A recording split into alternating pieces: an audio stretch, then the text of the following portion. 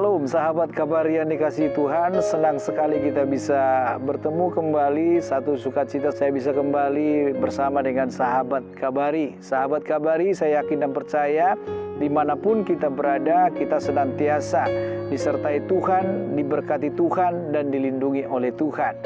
Sahabat Kabari, pada kesempatan kali ini tema kita adalah sampun. Ya, kalau dalam bahasa Jawa mungkin sudah, tetapi yang saya maksud hari ini adalah sampun itu kepanjangan dari sabar dan ampunilah. Kita akan melihat dari Kolose 3 ayat 13. Sabarlah kamu seorang terhadap yang lain dan ampunilah seorang akan yang lain apabila yang seorang menaruh dendam terhadap yang lain. Sama seperti Tuhan telah mengampuni kamu, kamu perbuat jugalah demikian.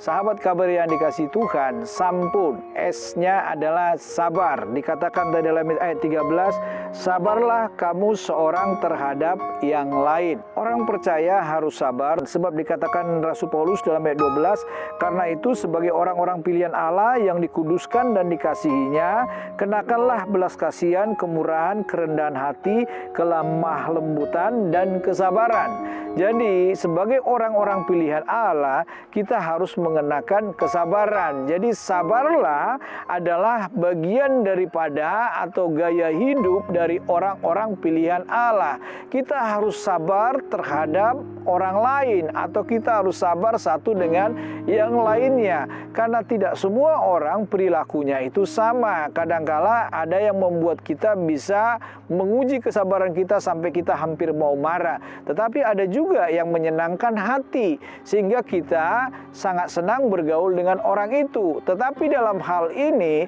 Rasul Paulus menghendaki supaya kita sabar satu dengan yang lainnya. Sabar dalam arti kita menerima apa adanya orang itu. Kita sabar menantikan perubahan hidup daripada orang itu.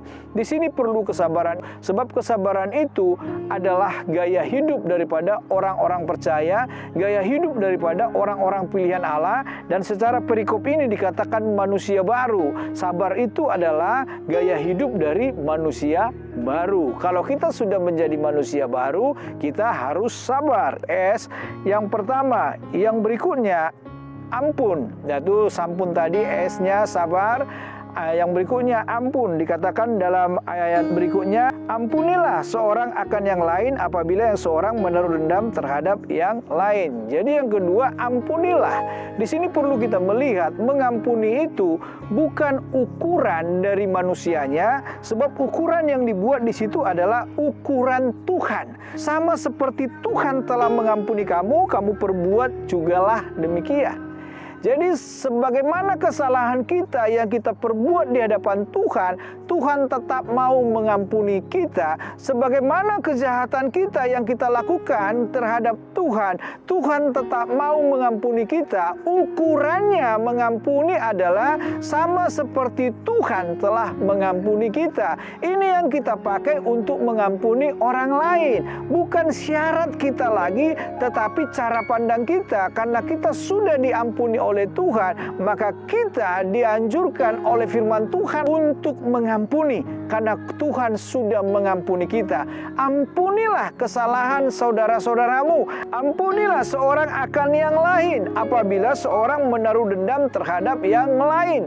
Jadi kita harus mengampuni. Kata sampun yang pertama tadi dari S-nya yaitu sabarlah, dan yang kedua ampunilah. Sahabat kabar yang dikasihi Tuhan, dalam kehidupan ini, kedua hal ini harus kita miliki dalam hidup kita. Sabarlah satu dengan yang lainnya, ampunilah kesalahan antara satu dengan yang lainnya. Dan saya mau berkata kepada kita, kalau dua hal ini kita lakukan, maka saya yakin dan percaya kehidupan kita dalam membangun hubungan dengan orang lain akan lebih baik lagi. Terlebih lagi ketika itu yang membangun relasi dengan orang banyak, maka kita akan bisa diterima di tengah-tengah orang banyak. Percayalah, Tuhan menghendaki supaya kita sabar dan juga mengampuni. Percayalah, Tuhan pasti menolong kita dan memampukan kita dan memberkati kita semuanya. Amin. Mari kita berdoa.